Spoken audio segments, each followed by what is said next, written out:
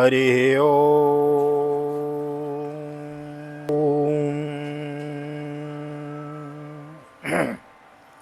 जय श्री राधे, जय श्री कृष्ण। आप सभी को हृदय से प्यार भरी राधे राधे। और कैसे हैं आप सब? आशा करते हैं ठाकुर राधा माधव की कृपा से आप सब कुशल मंगल होंगे और भगवान की भक्ति में लीन होंगे। नवरात्र का विश्राम हुआ है। आज नवमी दशमी दोनों तिथि मानी गई हैं, तो आपको नवरात्र माँ सिद्धिदात्री और आज दशहरा, दोनों नवरात्र और दशहरा की आप सभी को विजयदशमी की बहुत बहुत हार्दिक शुभकामनाएं, बहुत बहुत बधाई। मैं आप ये वीडियो कल देखेंगे तो एक दिन पहले रिकॉर्ड हो रही है, तो इसलिए आपको एक दिन बाद बधाई। नए आए हैं चैनल को सब्सक्राइब कर ले। मैं नित्य की भांति ले चलता हूँ श्रीमद् भागवत की बृहद भागीरथी में पंचम स्कंद के अंतर्गत हम चले हुए हैं। भवाटवी भूगोल खगोल का वर्णन श्रवण कर रहे हैं। आगे चल के 28वें अध्याय में हम नरकों का वर्णन भी श्रवण करेंगे कि किस प्रकार पृथ्वी के नीचे संयमनीपुरी में किस प्रकार वहाँ नरकों का वर्णन है, वह विस्तार पूर्वक श्रवण करेंगे। बने रहिए चैनल पे। बने रहने के लिए बहुत बहुत धन्यवाद, हृदय से साधुवाद। नए आए हैं चैनल को सब्सक्राइब कर लें, बेल आइकन को भी प्रेस कर दें। में आइए मेरे साथ गोविंद नाम गुनगुनाइए। श्री कृष्ण गोविंद हरे मुरारी, हे नाथ नारायण वासुदेव। श्री कृष्ण गोविंद हरे मुरारी, हे नाथ नारायण वासुदेव। हे नाथ नारायण वासुदेव, हे नाथ नारायण वासुदेव। श्री कृष्ण गोविंद हरे मुरारी, हे नाथ नारायण वासुदेव। नारायणं नमस्कृत्य नरं चैव नरोत्तमं देवीं सरस्वतीं व्यासं ततो जयमुदीरयेत्। कृष्णाय वासुदेवाय हरये परमात्मने प्रणतः क्लेशनाशाय गोविन्दाय नमो नमः। ओम नमो भगवते वासुदेवाय। श्रीमद्भागवत महापुराणम् अथ पंचमस्कन्धः अथ द्वाविंशोऽध्यायः। राजोवाच यतैतद्भगवतो आदित्यस्य मेरुं ध्रुवं च प्रदक्षिणेन परिक्रामतो रासीनमभिमुखं प्रचलितं चाप्रदक्षिणं भगवतोपवर्णितममुष्य वयं कथमनुमिमीमहीति। राजा परीक्षित ने पूछा, भगवान आपने जो कहा कि यद्यपि भगवान सूर्य राशियों की ओर जाते समय मेरु और ध्रुव को दाईं ओर रखकर चलते मालूम होते हैं, किंतु वस्तुतः उनकी गति दक्षिणावर्त नहीं होती, इस विषय को हम किस प्रकार समझें? सहोवाच यथा कुलाल चक्रेण भ्रमता स भ्रमतां तदाश्रयाणां पिपीलकादीनां गन्तिरन्यैव प्रदेशान्तरे स्वप्योपलभ्य मानवत्वादेवं नक्षत्रराशिभिः रूपलक्षितेन कालचक्रेण ध्रुवं मेरुं च प्रदक्षिणेन परिधावतः स परिधावमानानां तदाश्रयाणां सूर्यादीनां गृहाणां गतिरन्यैव नक्षत्रान्तरे राश्यान्तरे चोपलभ्य मानत्वात्। राजा परीक्षित ने पूछा, भगवान आपने जो कहा कि यद्यपि भगवान सूर्य राशियों की ओर जाते समय मेरु और ध्रुव को दाईं ओर रखकर चलते मालूम होते हैं, किंतु वस्तुतः उनकी गति दक्षिणावर्त नहीं होते, इस विषय को हम किस प्रकार समझें? श्री सुखदेव जी ने कहा, राजन जैसे कुमार के घूमते हुए चाक पर बैठकर किसे उसके साथ घूमती हुई चींटी आदि की अपनी गति उससे भिन्न ही है, क्योंकि वह भिन्न समय में उस चक्र के भिन्न भिन्न स्थानों में देखी जाती है। उसी प्रकार नक्षत्र और राशियों से उपलक्षित कालचक्र में पड़कर ध्रुव और मेरु को दाएं रखकर घूमने वाले सूर्य आदि ग्रहों की गति वास्तव में उससे भिन्न ही है, क्योंकि वे काल भेद से भिन्न भिन्न राशि और नक्षत्रों में दीख पड़ते हैं। स एष भगवान आदि पुरुष एवं साक्षात् नारायणो लोकानां स्वस्थये आत्मानं त्रयीमयं कर्म विशुद्धि निमित्तं कविभिरपि च वेदेन विजयिज्ञास्यमानो द्वादशतः विविज्य षट्सु वसन्तादिसूत्रषु यथोपजोषमृतगुणान् विदधाति तमेतमिह पुरुषस्तरीया विद्या वर्णाश्रमाचार्यनुपता उच्चावचै कर्मविराम्नातेर्योगवितानिश्च श्रद्धया यन्तोऽन्यसा श्रेयशमधिगच्छन्ति। वेद और विद्वान लोग भी जिनकी गति को जानने के लिए उत्सुक रहते हैं, वे साक्षात आदि पुरुष भगवान नारायण ही लोकों के कल्याण और कर्मों की शुद्धि के लिए अपने वेदमय विग्रह काल को 12 मासों में विभक्त कर वसंतादि 6 ऋतुओं में उनके यथा योग्य गुणों का विधान करते हैं। इस लोक में वर्णाश्रम धर्म का अनुसरण करने वाले पुरुष वेदत्रयी द्वारा प्रतिपादित छोटे बड़े कर्मों से इंद्रादि देवताओं के रूप में और योग के साधन में अंतर्यामी रूप में उनके श्रद्धापूर्वक आराधना करके सुगमता से ही परम पद प्राप्त कर सकते हैं।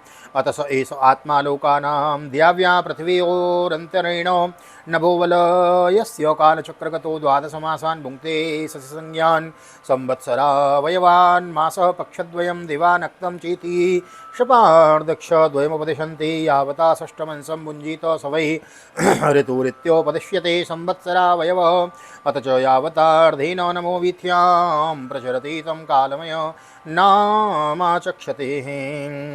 अथ च यावन्नभूमण्डलं स द्याव्या पृथिव्योर्मण्डलाभ्यां कार्ष्णेन स भुञ्जीत तं कालं संवत्सरं परिवत्सरमिडावत्सर मनोवत्सरं वत्सरमितिर्भानोर्मान्दस्येऽर्ध्यशमगतिभिः समामनन्ति। भगवान सूर्य संपूर्ण लोकों के आत्मा हैं। वे पृथ्वी और द्योलोक में के मध्य में स्थित आकाश मंडल के भीतर कालचक्र में स्थित होकर 12 मासों को भोगते हैं, जो संवत्सर के अवयव हैं और मेष आदि राशियों के नाम से प्रसिद्ध हैं। इनमें से प्रत्येक मास चंद्रमा के शुक्ल और कृष्ण 2 पक्ष का, पितृमान में 1 रात और 1 दिन का तथा सौरमान में 2.25 नक्षत्र का बताया जाता है।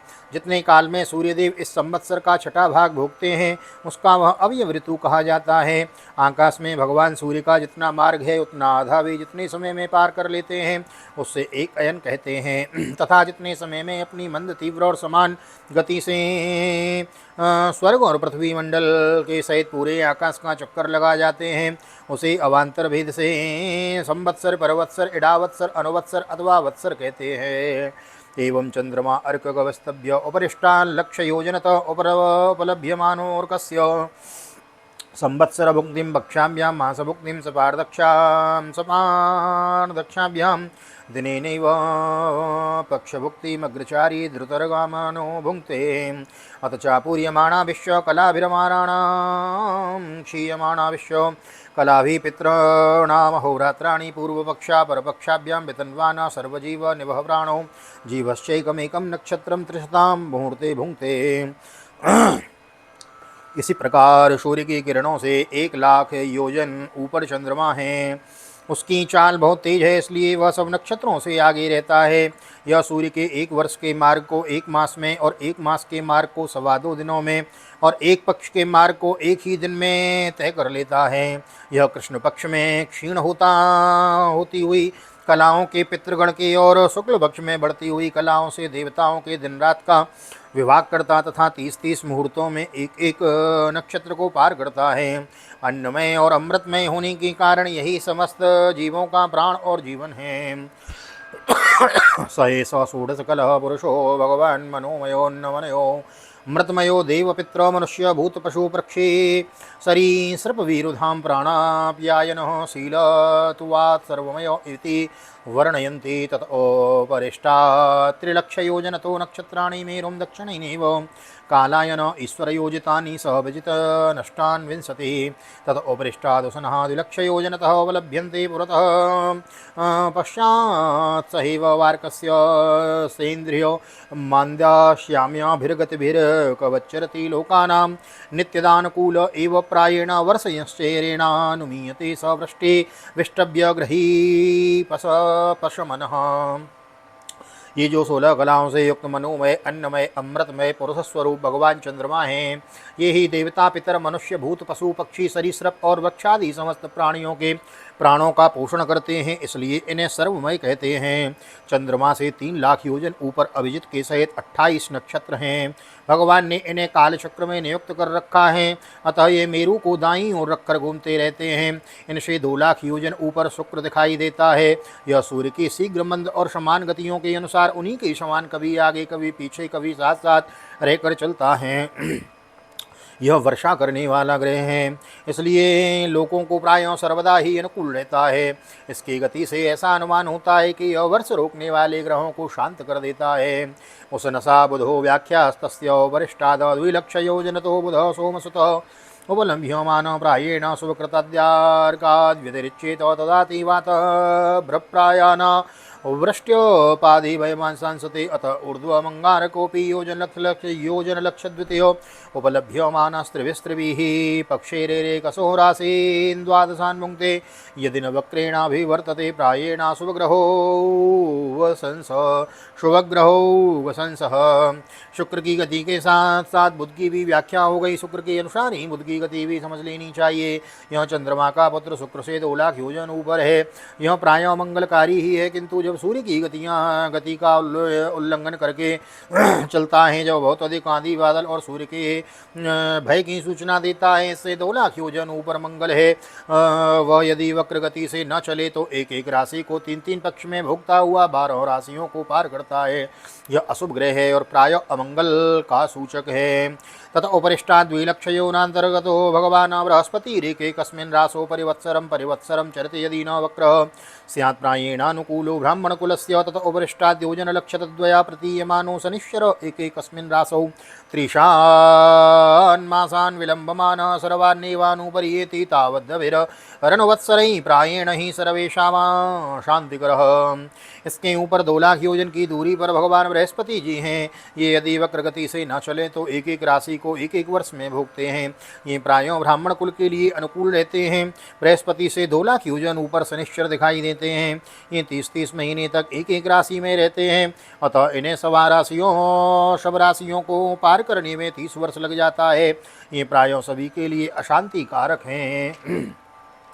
तथा उत्तरस्माद्रशयो 11 लक्ष योजनान्तरः उपलभ्यन्ते स य एव लोकानां समनुभावयन्तो भगवतो विष्णोर्वत्परमं पदं प्रदक्षिणं प्रक्रमन्ते। इनके ऊपर 11 लाख योजन की दूरी पर कश्यप आदि सप्तर्षि दिखाई देते हैं। ये सब लोगों की मंगल कामना करते हुए भगवान विष्णु के परम पद ध्रुवलोक की प्रदक्षिणा किया करते हैं। स्वस्थ श्रीमद्भागवते। देखो, हमारी श्रीमद्भागवत में विज्ञान भी विस्तार पूर्वक वर्णन है। सारा कुछ विस्तार से बताया गया है। ग्रहों की गणना चल रही है, भूगोल खगोल का वर्णन चल रहा है। विस्तार से सुनोगे तो पता चलेगा। पंचम स्कंद श्रवण कर रहे हैं, बड़ा सुंदर वर्णन चला हुआ है। आइए अध्याय की इति करते हैं। ओम स्वस्ति श्रीमद्भागवते महापुराणे पारमहंस्यां संहितायां पंचम स्कंधे ज्योतिश्चक्र वर्णने द्वाविंशोत्सवः। श्री बालकृष्ण चरणार्पणमस्तु। राधा कृष्ण चरणार्पणमस्तु। कृष्णाय वासुदेवाय हरये परमात्मने प्रणतक्लेशनाशाय गोविन्दाय नमो नमः। हरे कृष्ण कृष्ण कृष्ण हरे हरे, हरे राम राम राम हरे हरे। राधे कृष्ण कृष्ण कृष्ण राधे राधे, राधे श्याम श्याम श्याम राधे राधे। बोल राधा गोविंद भगवान की जय। श्रीमद्भागवत महापुराण की जय। श्री वेदव्यास जी महाराज की जय। श्री सुखदेव जी महाराज की जय। राजा परीक्षित जी महाराज की जय। राज रामचंद्र भगवान की जय। श्री हनुमान जी महाराज की जय। गोवर्धन नाथ की जय। यमुने महारानी की जय। वृंदावन के बिहारी लाल की जय। गैया मैया की जय। तुलसी मैया की जय। आज के आनंद की जय। दशहरा महोत्सव की जय। नवरात्र दशमी महोत्सव की जय। आज के आनंद की जय। जय जय श्री राधे, जय श्री राधे, जय जय श्री राधे श्याम, जय जय राधे, जय जय श्याम। सबको मिले वृंदावन धाम, ऐसी प्रार्थना मेरी ठाकुर जी के चरणों में। यहाँ तक वीडियो बनी है, वीडियो को लाइक कर दीजिए, शेयर कर दीजिए, कमेंट में भागवत भगवान की जय लिख दीजिए। मिलते हैं अगले अध्याय की सुंदर कथा में, जिसके अंतर्गत हम शिशुमार चक्र का वर्णन श्रवण करेंगे। तो नए आए हैं, चैनल को सब्सक्राइब किए बिना नहीं जाएं। मिलते हैं अगली वीडियो में, तब तक के लिए श्री धाम वृंदावन भागवत निकेतन आप सभी को हृदय से प्यार भरी जय श्री राधे, जय श्री कृष्ण, हरि ओम।